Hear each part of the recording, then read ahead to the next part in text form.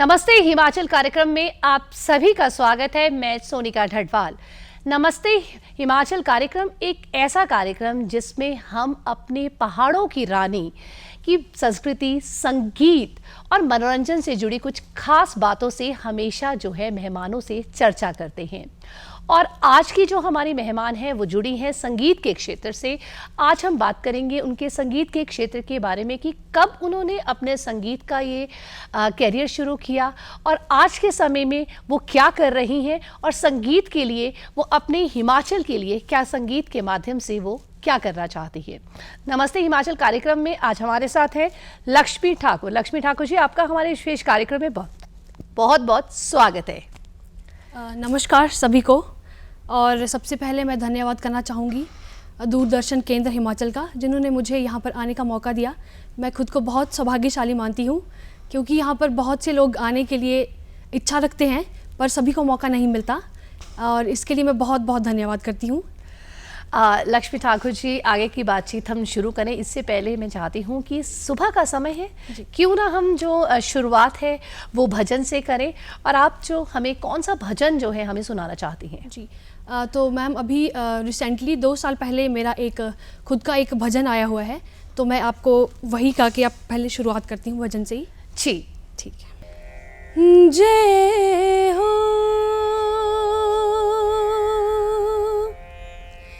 देवा नारायणा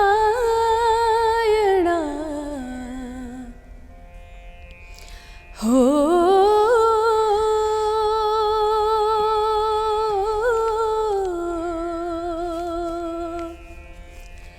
पाँच सिद्धियों पाँच सरायों सरगान चुड़ेओ रदार मोजे फुड़ेओ जयकारा मारे देवा नारायणा तेरी जयकारा।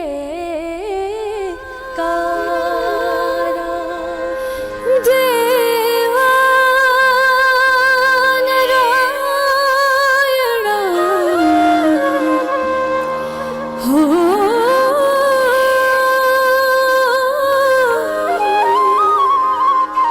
पाँच सिद्धियों पाँच सरायों सरगान चुड़ेओ रदार मोजे फुड़ेओ।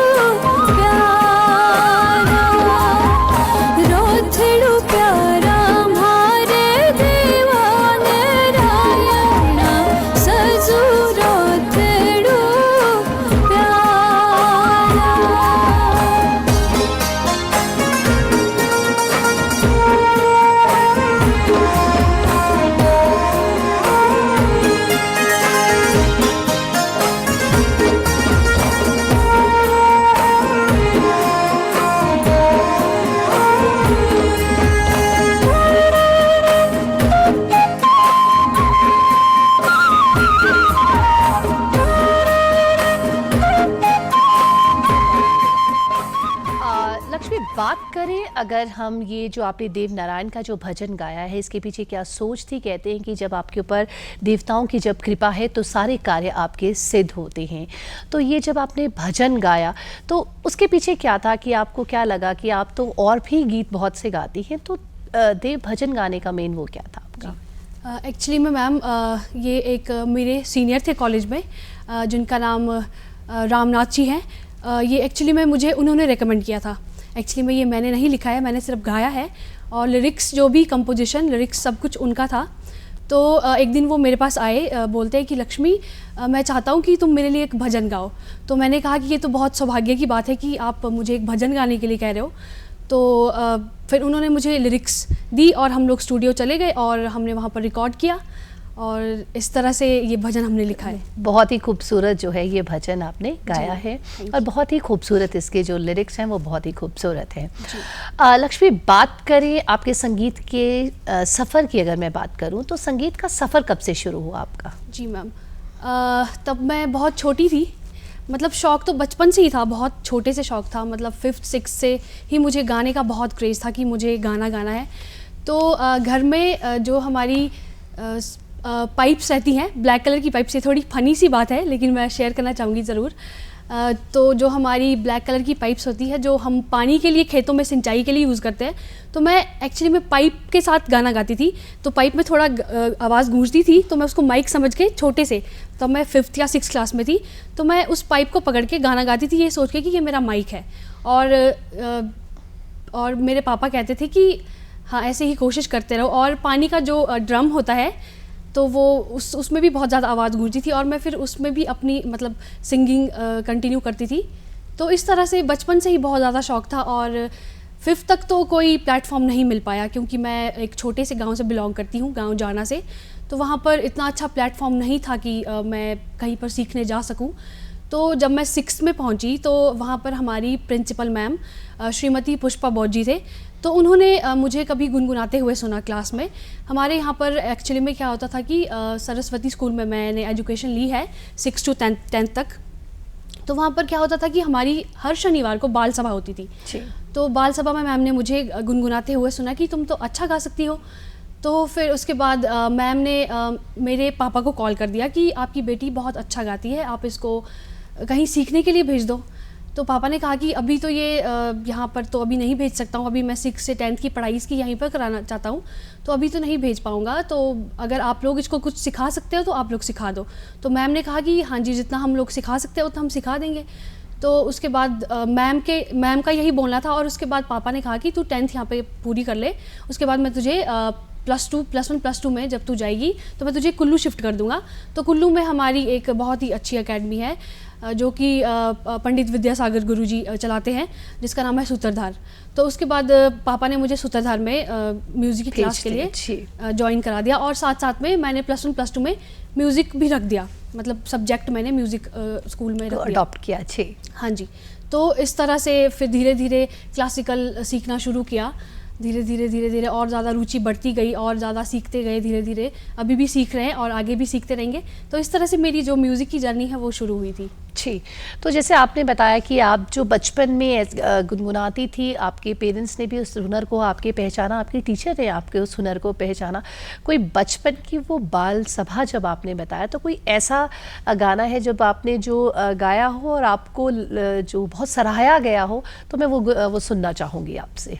क्योंकि बचपन में ऐसे होते हैं जो हमने गीत गाए होते हैं या हमारे कोई फेवरेट सॉन्ग्स होते हैं, वो हमेशा हमें याद रहते हैं। तो और हमेशा जब भी हमें कभी मौका मिलता है तो हम ज़रूर गाते हैं। तो कोई ऐसा है जो मैं सुनना चाहूँगी आपसे? जी मैम, तो बाल सभा में मैम ने ही मुझे ये सिखाया था, गाना था एक। उतना अच्छे से मुझे अभी याद नहीं है, बस एक लाइन गुनगुनाऊंगी। जी। तो मैम ने मुझे कुछ ऐसा सिखाया था कि ये शपथ लेना तो सरल है पर निभाना ही कठिन है, साधना का पथ कठिन है।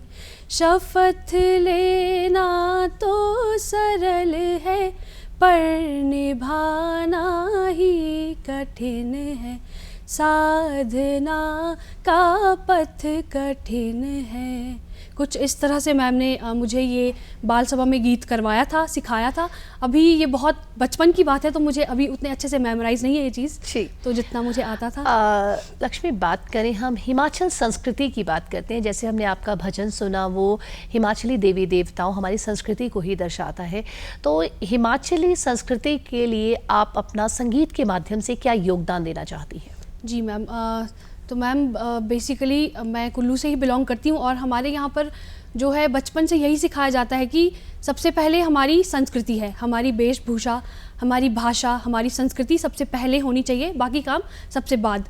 तो इसलिए मेरा हमेशा से बचपन से यही मानना रहा है कि सबसे पहले हम अपनी संस्कृति को आगे बढ़ाएं, उसके बाद बाकी चीज़ें। मैं अगर फ्यूचर में कभी मैं किसी बड़े प्लेटफॉर्म पे भी जाऊंगी, तो मैं सबसे पहले अपनी संस्कृति के लिए काम करना चाहूँगी, क्योंकि मुझे बहुत खुशी होगी कि मैं हिमाचल के कुल्लू ज़िला से बिलोंग करती हूँ, तो मैं सबसे पहले अपनी संस्कृति को ही रिप्रेजेंट करूँ। तो मैं चाहूँगी कि मैं हमेशा अपनी संस्कृति के लिए आज तक भी काम करती आ रही हूँ, और आगे भी मैं हमेशा ऐसे ही काम करती रहूँगी और पूरे दिल से करूँगी। जी, लक्ष्मी, ने बहुत अच्छी बात की, एक प्लेटफॉर्म की बात की अभी आपने, कि जो प्लेटफॉर्म मुझे आगे फ्यूचर मिलेगा। मेरे हिसाब से तो आपको कई प्लेटफॉर्म अभी तक मिल चुके हैं, जो मैंने आपके बारे में पढ़ा है, जो आपके बारे में सुना है। तो कई प्लेटफॉर्म्स आपको मिल चुके हैं, और उस प्लेटफॉर्म के साथ साथ आपको उपलब्धियाँ भी काफ़ी मिली हैं। तो थोड़ा सा मैं उन उपलब्धियों को आपके बारे में जानना चाहूँगी। जी मैम, तो सबसे पहले तो 2019 में हमारे यहाँ पर एक ऑर्गेनाइज कराया गया था शो, जिसका नाम था वॉइस ऑफ कुल्लू। तो मैम वॉइस ऑफ कुल्लू में मैं आपको बता दूं कि मैं फर्स्ट रनर अप रह चुकी हूँ वॉइस ऑफ कुल्लू में। और उसके बाद हाल ही में अभी 2024 में वॉइस ऑफ कार्निवल मनाली रहता है हमारा, जो हर साल ऑर्गेनाइज़ किया जाता है मनाली में, कार्निवल में। तो उसमें मैं वॉइस ऑफ कार्निवल रह चुकी हूँ 2024।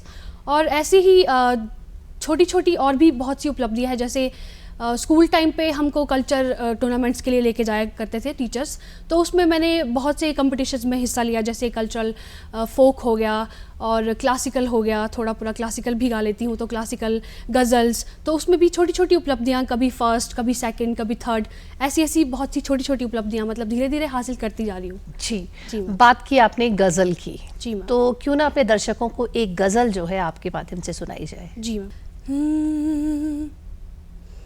देर तरना ना देर ना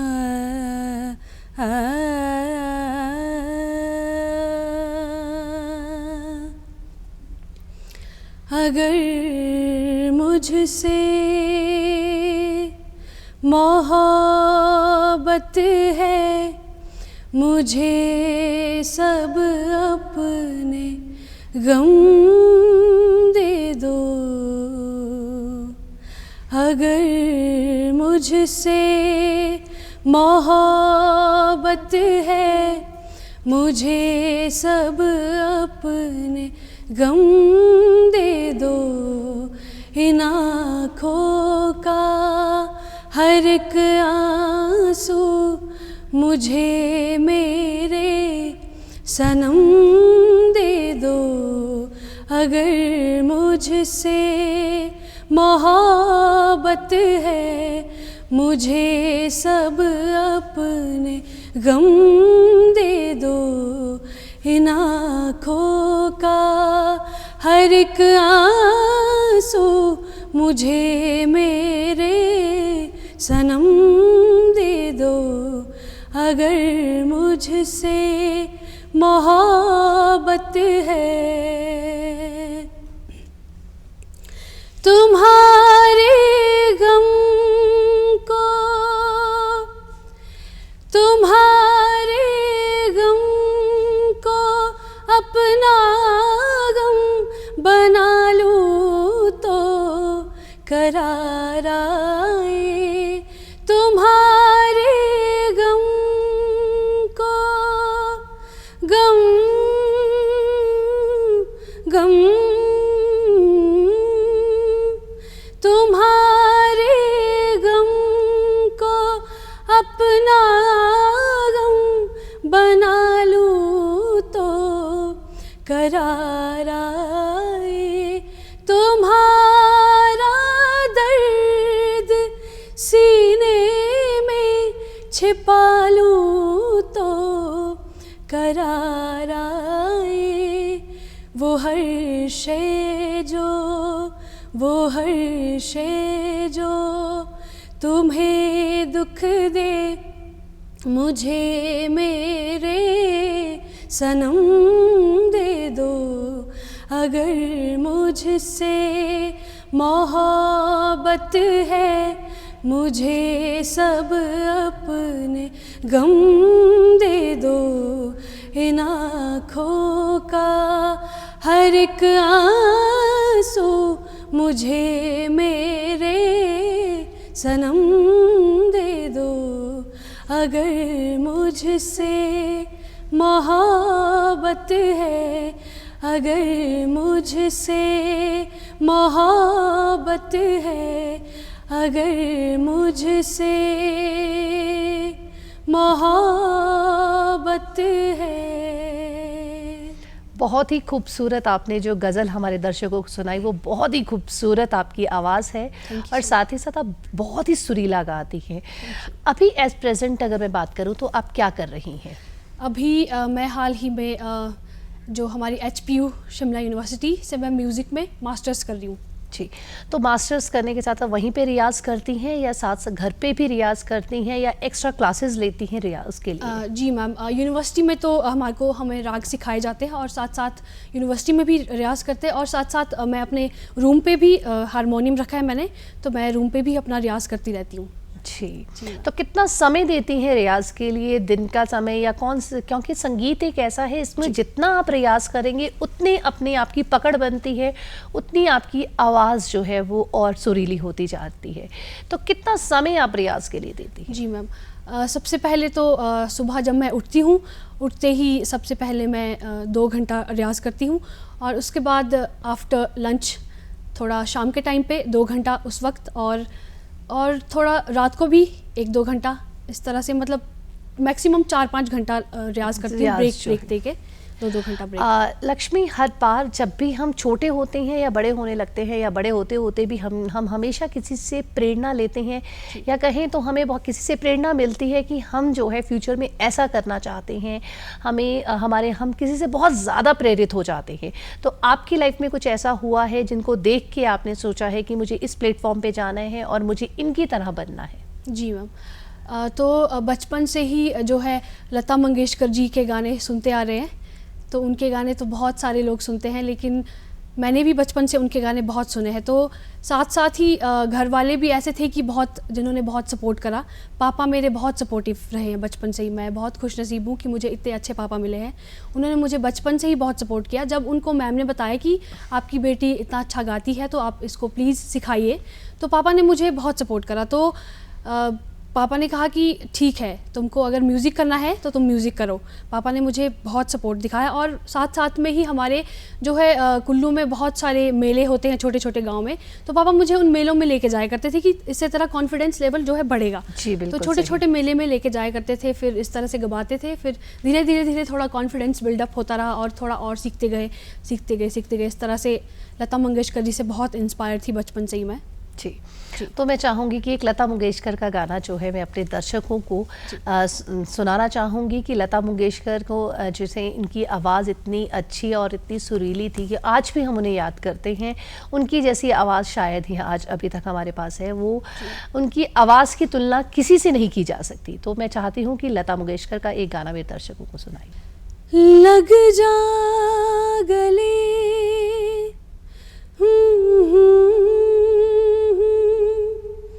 हंसी रात,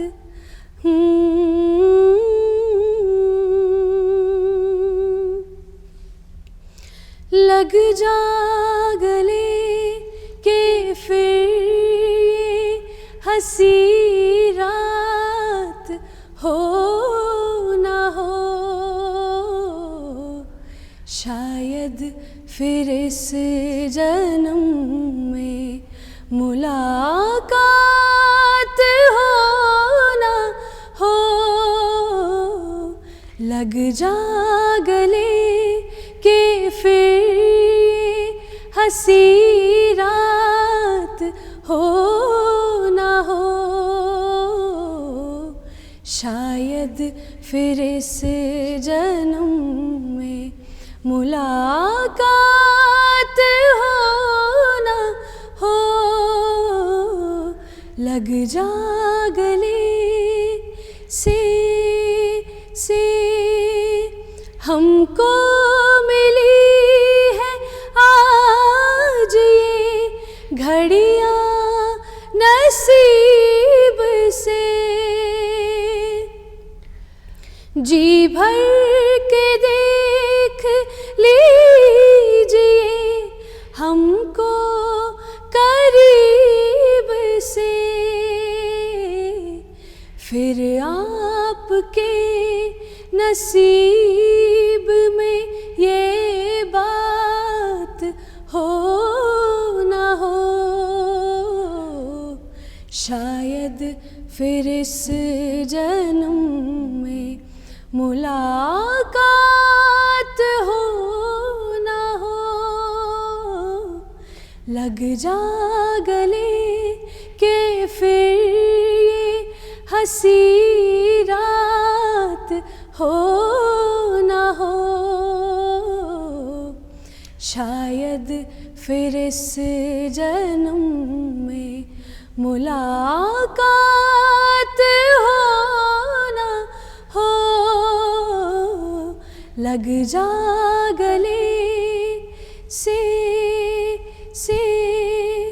पास आइए कि हम नहीं आएंगे बार बार, बाहें गले में डाल के हम रोले जार जार, आँखों से फिर ये प्यार की बरसात हो ना हो, शायद फिर इस जन्म में मुलाकात हो ना हो, लग जा गले से बहुत ही खूबसूरत आपने ये जो लग जा गले सुनाया हमें, ये बहुत ही खूबसूरत है और लता मंगेशकर जी द्वारा ये बहुत ही खूबसूरती से जो है वो गाया गया है और आपने भी पूरा उनकी तरह गाने की कोशिश की, पर बहुत ही सुंदर आपने जो है ये गीत गाया। जैसे आपने लक्ष्मी आपने बताया कि आपको हमेशा घर से सपोर्ट मिला, आपके फादर ने बहुत सपोर्ट किया। अगर हम बात करें सुनीता विलियम्स को भी लाया जा चुका है, वापस लाया जाए, लड़कियां जो हैं वो अंतरिक्ष तक जा रही हैं, हर उपलब्धियां जो है उनके नाम हैं, हर चीज़ में सबसे क्षेत्र में आगे हैं।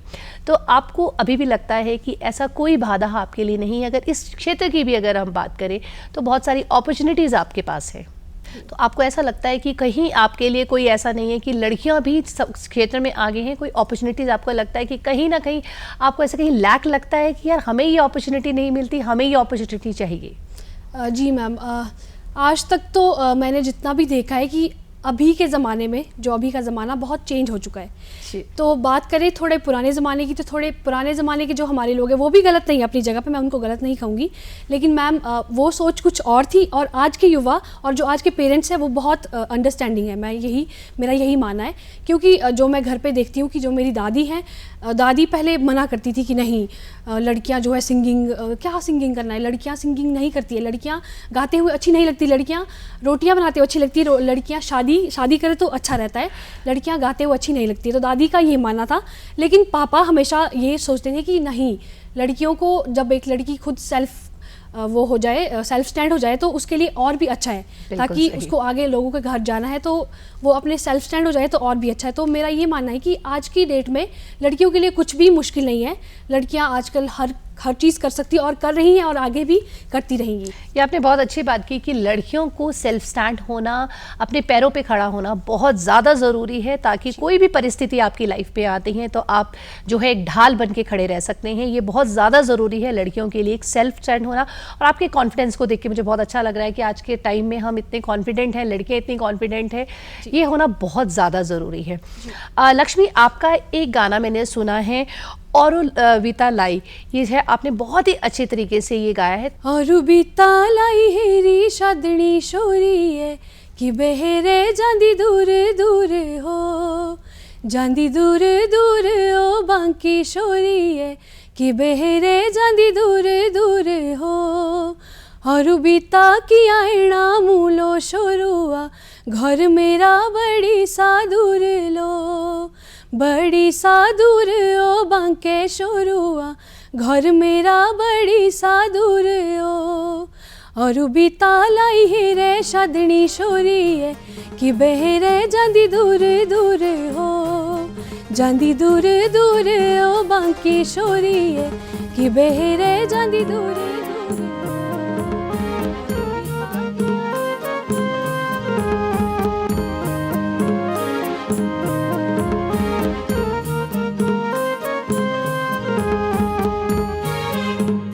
और बीता लाई है रे शादनी शोरी है कि बहरे जांदी दूर दूर हो, जांदी दूर दूर हो बांकी शोरी है कि बहरे जांदी दूर दूर हो। और बीता की आईना मूलो शोरुआ घर मेरा बड़ी सा दूर लो, बड़ी सा दूर ओ बांके शोरुआ घर मेरा बड़ी सा दूर लो।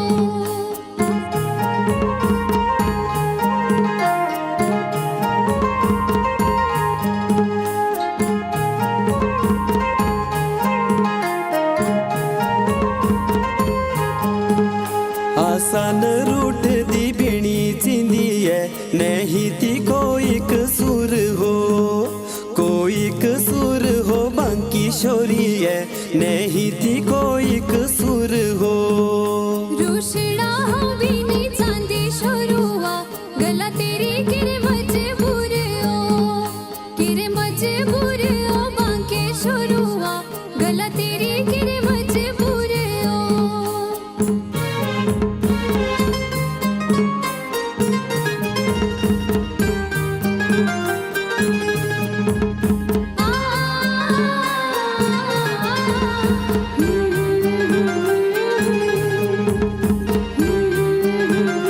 एक बीता शोभला तेरा हौसना दूजा यारे ओ चीरा नूर हो, ओ चीरा नूर हो बांकी शोरी है दूजा यारे ओ चीरा नूर हो। हाँ शोरी सी दिलो सादी शोरुआ तेरी ना गलाने दूर ओ, गलाने दूर ओ बांके शोरुआ तेरी ना गलाने दूर ओ। खूबसूरत आपने जो ये सुनाया हमारे को, बहुत ही खूबसूरत था, हमने देखा भी। थोड़ा सा मैं इसका पूरा जानना चाहूँगी, आपने कब गाया और इसके पीछे गाने का मकसद क्या था, और थोड़ा सा इसके एक्सप्लेनेशन में जानना चाहूँगी आपसे। जी मैम, तो जब मैं क्लास +2 में थी तो ये गाना मैंने तब गाया है। और इसके लिरिक्स जो हैं मिस्टर कमल ठाकुर जी, और वीडियो सब कुछ उनका ही था और उनका ही आइडिया था। उन्होंने मुझे कहा कि आप प्लीज़ मेरे साथ ये गाना गाएं, तो मैंने कहा कि ठीक है। तो जो इस गाने की जो लिरिक्स हैं इसका मैं आपको थोड़ा सा मतलब समझा देती हूँ। तो ये एक्चुअली में ये कुल्लू का ही फ़ोक है, हमारे कुल्लू का ही फ़ोक है। तो इसमें जो एक लड़का और एक लड़की, एक्चुअली में एक प्रेमी और एक प्रेमिका के बीच की ये बात हो रही है कि प्रेमी अपनी प्रेमिका से कह रहा है कि और बीता लाई है शादनी शोरी का मतलब हुआ कि मैं तुझे इधर बुला रहा हूँ और तू दूर दूर जा रही है। और बीता लाई शादनी शोरी है कि बे हेरे जांदी दूर दूर हो, कि मैं तुझे इधर बुला रहा हूँ और तू दूर दूर क्यों जा रही है मेरे से। तो लड़की से नाराज़ है कि तू हमेशा नटखट सा रहता है, तू हमेशा बहुत शरारतें करता रहता है, तू बहुत शरारती है, मेरा घर बहुत दूर है, मुझे जाने दे, मेरा टाइम जा रहा है, मेरे को जाने दे, मुझे लेट हो रहा है, मुझे घर जाना है। तो इसका थोड़ा सा ऐसे ऐसे करके मतलब प्रेमी और प्रेमिका के बीच की एक जो गपशप हो रही है ये उन दोनों के बीच की बात है। तो इसमें वो सब कुछ एक्सप्लेन किया गया है। तो उन्होंने, कमल जी ने ही मुझे इस गाने के लिए प्रेरित किया कि प्लीज़ आप मेरे साथ गाइए। और जब मैंने ये गाना सुना तो मुझे ये गाना बहुत पसंद आया। मैंने कहा कि ये बहुत ही अच्छा गाना है और ज़रूर मैं आपके साथ ये गाना बिल्कुल गाना चाहूँगी। और मुझे ये गाना बहुत पसंद है, ऐसे पर्सनली भी मुझे ये गाना बहुत ज़्यादा पसंद है। लक्ष्मी, आपने बताया कि आपने जो +2 में ही ये गाना गा लिया था, तो आपको लोगों द्वारा कैसे सराहाया गया? आपको कितना अच्छा लगा उस टाइम की जब आपने बोला कि इतनी छोटी उम्र में जो है 12 साल में भी बच्चा ये सोच रहा होता है कि मुझे लाइफ में करना क्या है, मुझे आगे क्या करना है, मैं कॉलेज में जाऊँ या कुछ और करूँ, तो उस समय आपने जो है गीत गाना शुरू कर दिया और इतना अच्छा गाना भी आपने गाया, तो उस समय का थोड़ा सा जानना चाहूँगी। जी मैम। तो मैम उस टाइम तो मैं नया नया सीख रही थी, क्योंकि मैंने +1 से ही सीखना शुरू किया पंडित विद्यासागर गुरुजी से। तो नया नया सीखना शुरू किया था, तो उस टाइम पे क्रेज़ भी बहुत ज़्यादा था म्यूज़िक का। तो उस टाइम पे लोगों ने बहुत तारीफ़ें भी करी, और सबसे ज़्यादा मुझे मेरे घर वालों ने बहुत अच्छा रिस्पांस दिया कि बहुत अच्छी बात है कि तुम अच्छा कर रही हो और तुम आगे बहुत अच्छा करो, सपोर्ट किया। तो बहुत खुशी हुई मैम, सबने बहुत तारीफ़ की कि तुम अच्छा गा रही हो, अच्छा करो आगे।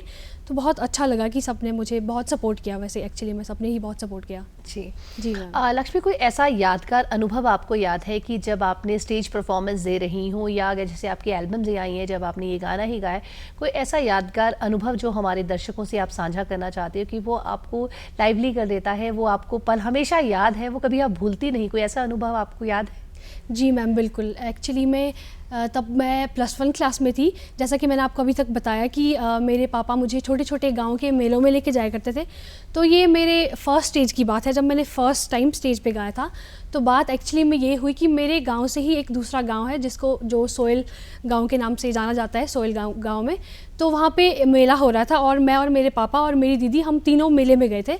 तो मुझे गाने का बहुत शौक़ था, पापा को जैसे कि पता था, और पापा चाहते थे कि मैं स्टेज पे जाके गाऊं। और तो पर शुरुआत में लोग उतना मौका नहीं देते थे, और लोग मतलब जानते नहीं थे मुझे कि मैं कौन हूँ। अब लोग सोचते थे कि आई तो है स्टेज पे, पता नहीं गा पाएगी, छोटी सी बच्ची है या नहीं गा पाएगी।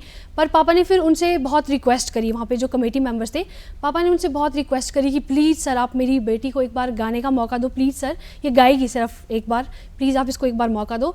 तो फिर पापा ने बहुत रिक्वेस्ट करके उनसे, तो फिर कमेटी वाले मान गए कि ठीक है जी, हम आपकी बेटी को सिर्फ एक गाना गाने का मौका देते हैं मेले में, छोटा सा मेला है गाँव का ही। तो मैंने उसमें गाया।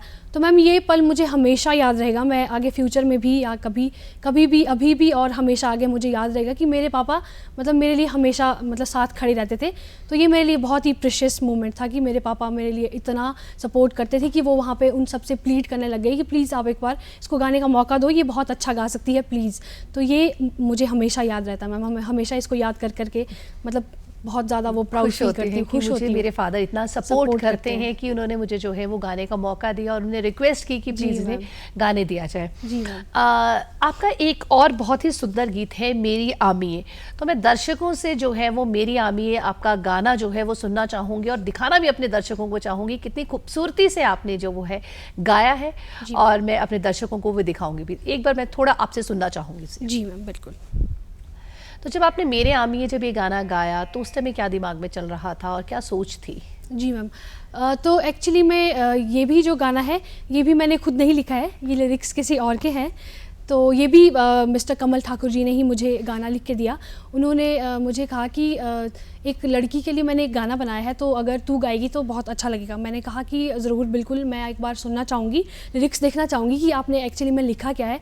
तो उन्होंने जब मुझे कहा कि ये गाना माँ के ऊपर है, तो मैंने एकदम से हाँ कर दी कि हाँ, माँ के लिए तो मैं कुछ भी गा दूँगी, मतलब माँ की बात है तो मैं बिल्कुल ज़रूर गाऊँगी।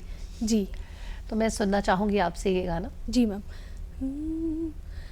गुट्ठी लोड़ी डूबदा घिऊ मेरी ए आमिये, गुट्ठी लोड़ी डूबदा घिऊ, ओ गुट्ठी लोड़ी डूबदा घिऊ मेरी ए आमिये, गुट्ठी लोड़ी डूबदा घिऊ, ओ गुट्ठी लोड़ी डूबदा घिऊ मेरी ए आमिये, गुट्ठी लोड़ी डूबदा घिऊ।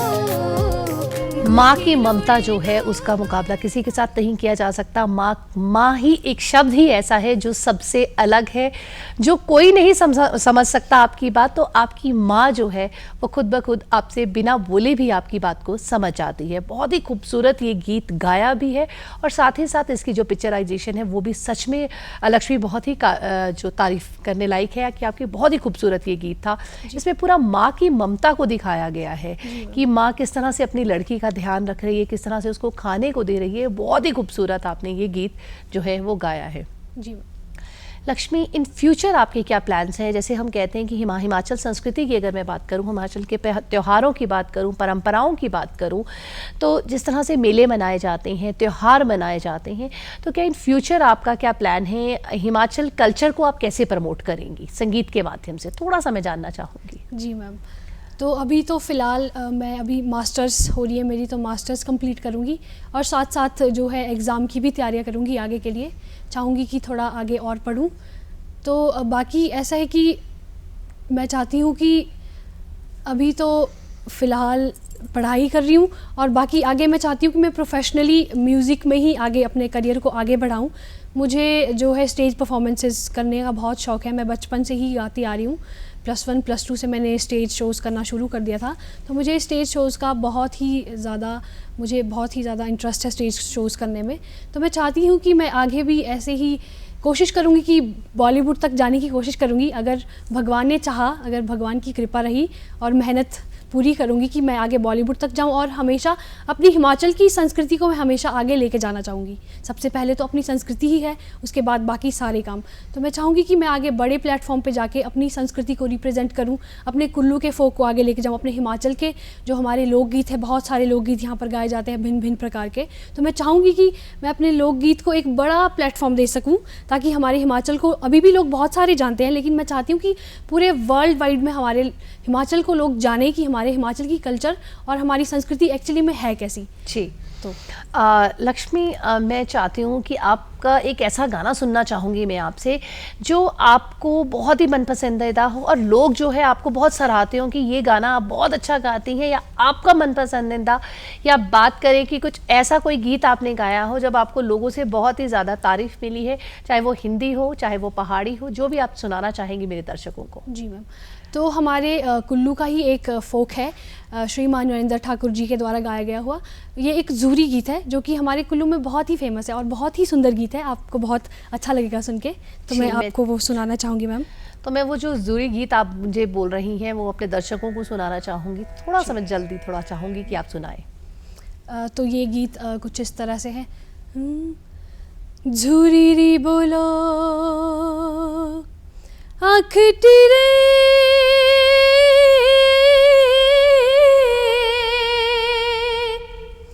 हो,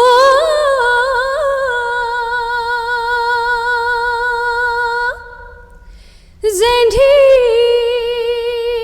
चाननी रिलोई तेरे बोलो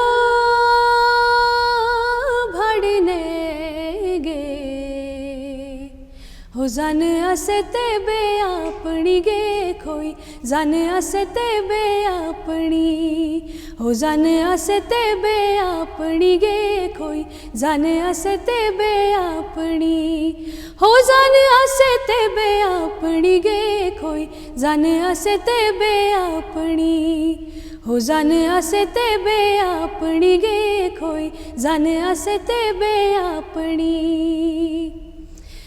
झूरी रे बोलो दांदड़ू रे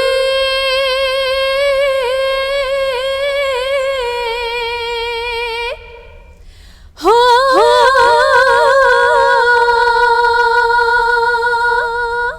ज़ेंढे दाड़ू रे दाने तेरे बोलो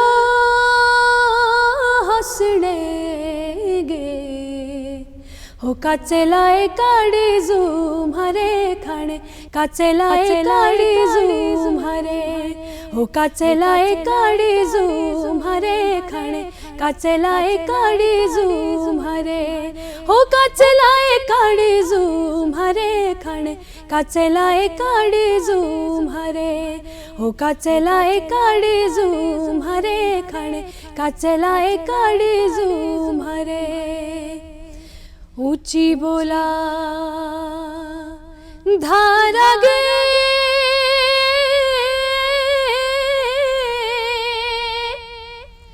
हो